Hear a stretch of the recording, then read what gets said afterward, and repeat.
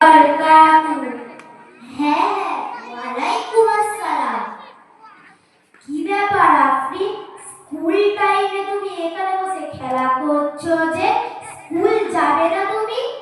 না, স্কুলে যেতে আমার ভালো লাগে না।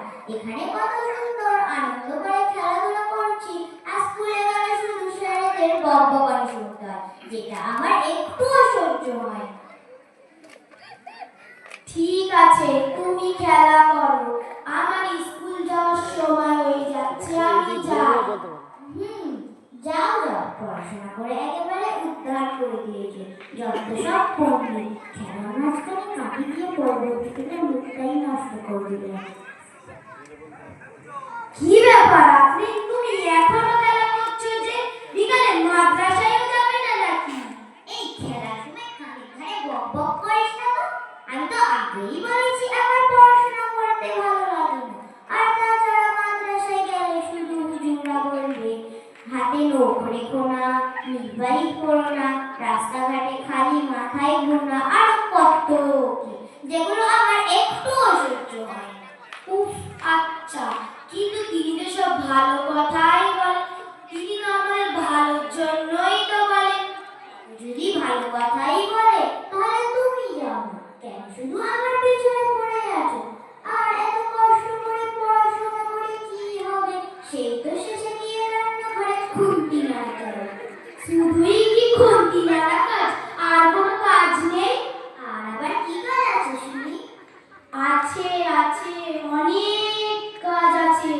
তার ভিতর প্রধান কাজ হচ্ছে সন্তানগুলোকে সঠিকভাবে লালন পালন করা এবং সুন্দর পরিবার গড়ে তোলা। এখন যদি তুমি শিক্ষা অর্জন না করো তাহলে তুমি এই কাজগুলো কিভাবে করবে? আর তাছাড়া শিক্ষা অর্জন করে কোর্টের জজ, আইপিএস অফিসার, ডাক্তার, অনেক কিছুই হচ্ছে, তার সাথে সংসারও করছে। তারা যদি ভাবতো শিক্ষা অর্জন করে কি হবে, তাহলে তারা আজ ডাক্তার মাস্টার হতে পারতো। তাই তো বিখ্যাত কবি কাজী নজরুল ইসলাম বলেছে, বিশ্বের যা কিছু মহান সৃষ্টি ছিল কল্যাণ, গড় অর্ধেক তার করিয়াছে নাই অর্ধেক তার নয়। রাখো তো ওইসব কবি টবিদের কথা, ওদের কথা মানতে গেলে আমার আনন্দটাই মাটি হয়ে যাবে। আচ্ছা, তুমি না হয় ওদের কথা মানলে না, তা কুরআন হাদিসের কথা মানবে তো? কেন, কোরআন হাদিসে শিক্ষা নিয়ে কিছু বলার আছে নাকি? হ্যাঁ, অবশ্যই আছে। ওই বলো তো শুনি।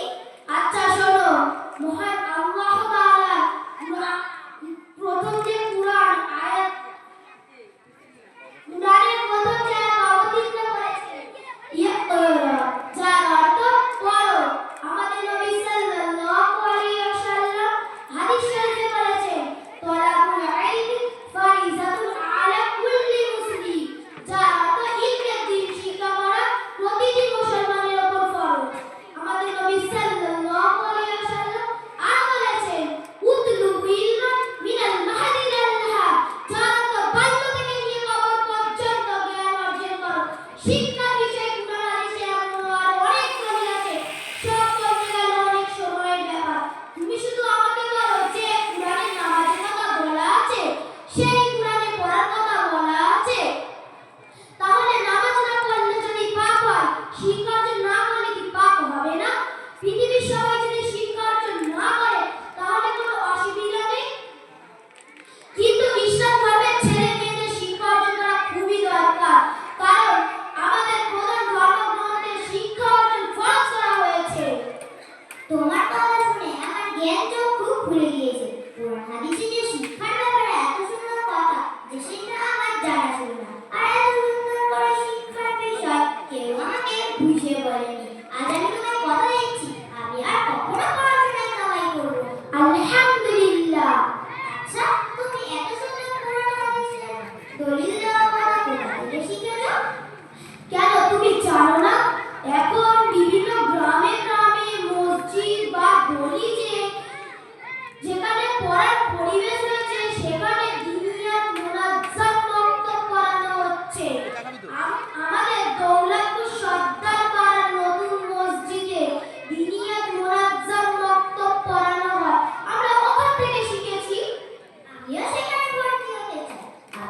ভর্তি নেবে?